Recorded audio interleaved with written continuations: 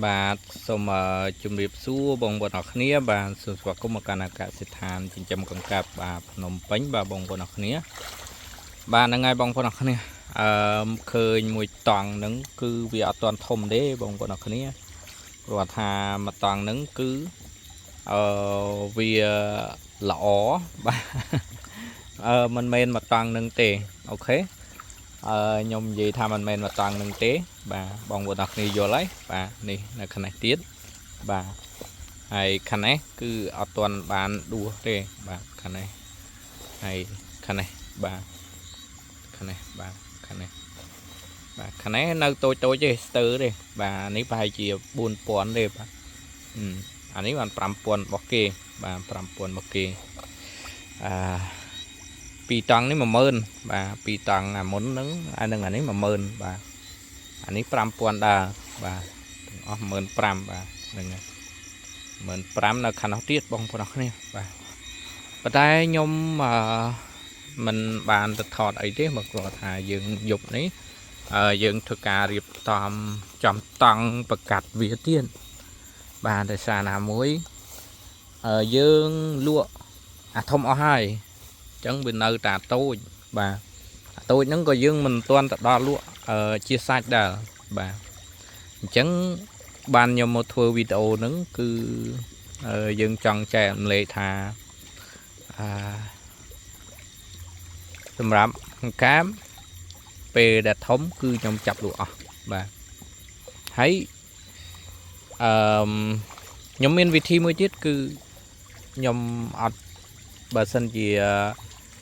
ខ្ញុំមានពេលតនេច្រើនគឺខ្ញុំធ្វើជាលក្ខណៈកែបបបលក់ដោយខ្លួនឯងបាទដូចខ្ញុំបានរៀបរាប់ពីដើមមុនដំបូងអញ្ចឹងណាថាបើសិនជាបងប្អូនទាំងគ្នាមានប្តីមានប្រពន្ធបាទនៅផ្ទះតនេឬមួយក៏ចង់ចាប់យកមកបបបន្ថែមបាទយើងអាចចំណាយដើមទុនត្រឹម 200,000 បាទ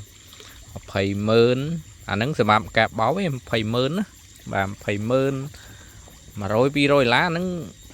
សម្រាប់ការចិញ្ចឹមណាបាទប៉ុន្តែបើថា 200,000 យើងរៀបកន្លែងលក់របស់យើងបាទអស់ប៉ុណ្្នឹងឯងបាទកែបបោអត់ពិបាកចំណាយច្រើនទេបាទហើយធ្វើឆ្ងាញ់បាទមានម៉ួយសឹងតានៅខាងខ្ញុំគេមួយខែគឺប្រមូលបានលុយរាប់ពាន់ណាមួយគាត់ថាសេដ្ឋកិច្ចអត់សូវដើរទេបាទក៏ប៉ុន្តែមនុស្សហូបនៅតែហូបបងប្អូនអរគ្នាបាទហ្នឹងហើយហូបនៅតែហូបបាទហើយ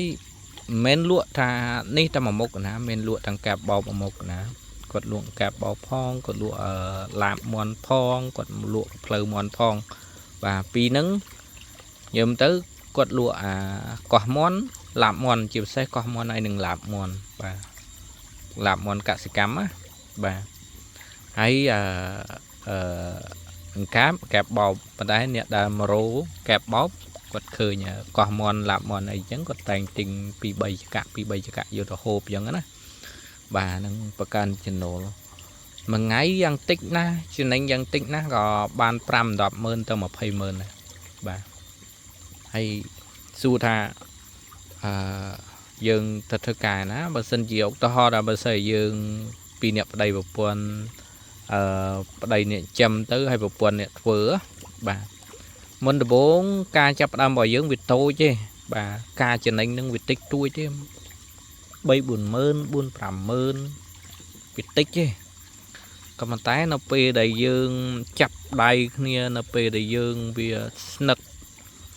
ជាមួយនឹងអាមុខរបរហ្នឹងណាទើបបានយើងដឹងថាយើងបរិកបានប៉ុណ្ណាហើយធ្វើបានប៉ុណ្ណាលក់បានប៉ុណ្ណាបាទសឹងថាមួយខែខ្លះអាចលក់បាន 1,500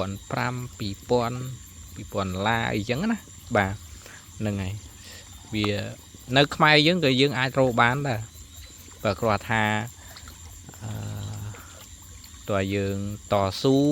ជាពិសេសអាការតស៊ូហ្នឹងវាសំខាន់ណាស់បងប្អូនអរគ្នាបាទធ្វើអីក៏ដោយឲ្យតែមានការតស៊ូវាតែងតែទៅមុខបាទបើសិនជាអត់តស៊ូទេអត់ទៅមុខទេបាទហើយដូចខ្ញុំចំហ្នឹងខ្ញុំក៏មិនបានរំពឹងទៅលក់ទៅលើទីផ្សារខ្លាំងណាស់ដែរទេបាទខ្ញុំចំច្រើនហ្នឹងខ្ញុំគិតថាខ្ញុំធ្វើលក់ខ្លួនឯងបាទជួនកាលខ្ញុំលក់ទៅលើទីផ្សារ កាបខ្ញុំបាន3តោនទេបាទក្នុង30000កូនណាបាទខ្ញុំលក់10 1 គីឡូចុះខ្ញុំបាន3តោនបាទ3តោនយើងគិតជាលុយ1 គីឡូ 8000ចុះយើងបាន$6000បាទចុះបើស្អីយើងលក់ខ្លួនឯងវាមិនប្រកាសថា3 10 1 គីឡូទេណាពេលខ្លះមាន15 1 គីឡូអីក៏មានដែរណាបាទហ្នឹងហើយបើស្អីយើងលក់ខ្លួនឯងមកតបុតកាបមាន3 6ទៅ7000បាទអញ្ចឹងអាចបានខ្ទង់10000តបុត3តោនហ្នឹងយើងអាចវៃបាន10000តបុតបាទយើងគុណមើលទៅយើងអាចចន្លោះបានពី10000ជាងដើរ15000អីដើរបាទ15000ណាបាទហើយយើងអាមុខរបរហ្នឹងណាបាទយើងមិនគិតថាវាដល់ថ្នាក់ហ្នឹងទេគ្រាន់ថាយើងរោស៊ីចាប់ដើមយើងបដាតជាមួយនឹងមុខរបររបស់យើងពេលយូរទៅ